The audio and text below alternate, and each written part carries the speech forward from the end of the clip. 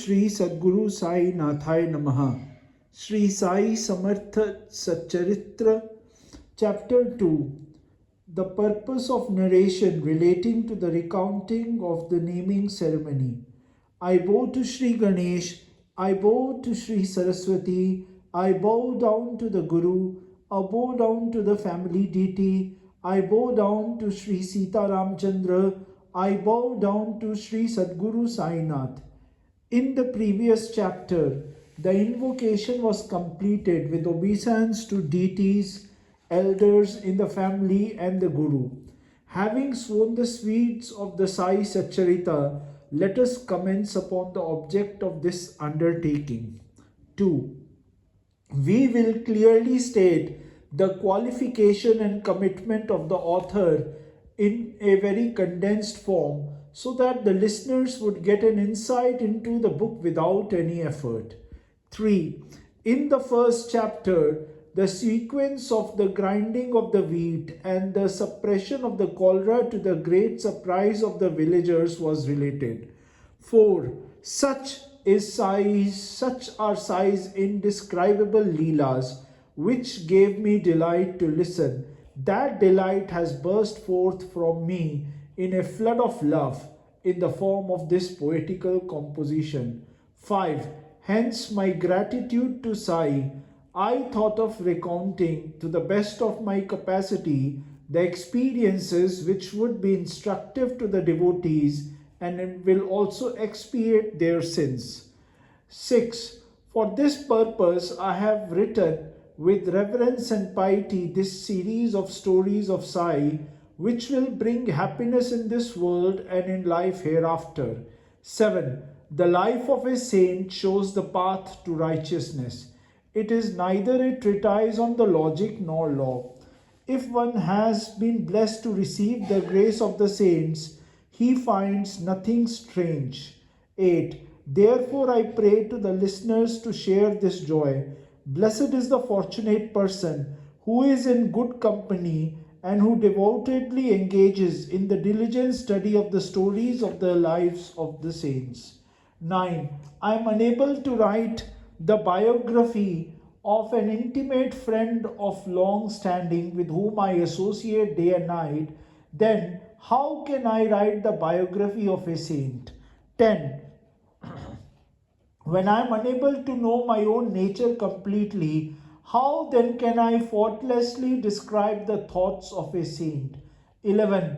When the four Vedas are silent in describing the inner self, then how can I understand the true nature of a saint, of your own self? 12. One should become a saint oneself, then try to truly understand the saints. So I already know my limitations in describing the saints. 13. The waters of the seven seas, those can be measured. The skies can be covered, but there is no mirror to reflect a saint. 14. I know that I am an insignificant person, but when I realize Baba's tremendous powers, there arise uncontrollable emotional ripples of song. 15. Hail, hail Sai Raya, Jai Jai Sai Raya, the refuge of the weak and the destitute. Infinite is your love and indescribable. Have mercy on me, your servant. 16. With limited capacities, I am undertaking this venture of writing this account. Do not let me be ridiculed. 17. Maharaj Dhyaneshwar says that whosoever writes biographies of saints are blessed by God, then why should I be afraid? 18. The inspiration to write was kindled by God Himself. Although I am dense and dull-witted, He knows how best His own work can be completed. 19. Whatever services devotees think of rendering to saints, it is the saints themselves who get it done. The devotees are merely the ordained instruments. The real inspiration comes from the saints. 20. Essentially, it is Sai himself who is making me, an ignorant person, to write his own life story. Therein lies the greatness of this book, which evokes reverence and respect. 21. Ascetics, saints, or God can get their story written by anyone they choose by conferring grace upon them. 22. Just as in 1700 Shake, the saints inspired a person named Mahipati to render service to them and got their life stories written by him. 23. Likewise, in the year 1800 Shake, the service of Das Ganu were availed by saints by getting him to write the following biographies which purified everybody. 24. Just as Mahipati has written 4 volumes named Bhakta Vijay, Santa Vijay, Bhakta Leelamrit and Santa Leelamrit, so Dasganu has written 2 such volumes. 25. One of the books was Bhakta Leelamrit and the other one was Santa Kathamrit. In both these volumes he has described the modern day devotees and saints to the extent of information available. 26. The nectar-like story of Sri Sai is narrated in the 3 chapters of Bhakta Leelamrit. Readers should read it from there. Similarly, in the 57th chapter of Sant Krathamrit, there is an instructive story told by Sai to a devotee which should also be read. Besides, the Leelas of Sai are to be found in Raghunath and Savitri's Bhajan Mala from their own experiences.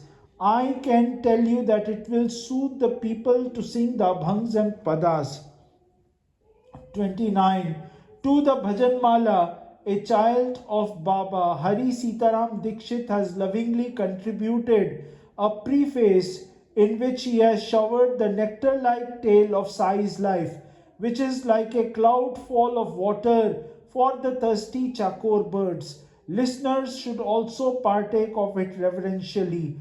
30. Even the miscellaneous poems of Das Ganu are full of feeling, and Baba will please the hearts of the listeners while reading the Leelas of Baba. 31. Likewise, for Gujarati devotees, a devotee called Amidas Bhavani Das Mehta has very lovingly written some tales of the miracles. 32. Besides, some eminent devotees have published from the city of Pune a series of tales of Baba under the title of Sai Prabha. 33. If such tales exist, then what is the need of this book? A doubt may arise in the mind of the listeners, so please listen to this explanation.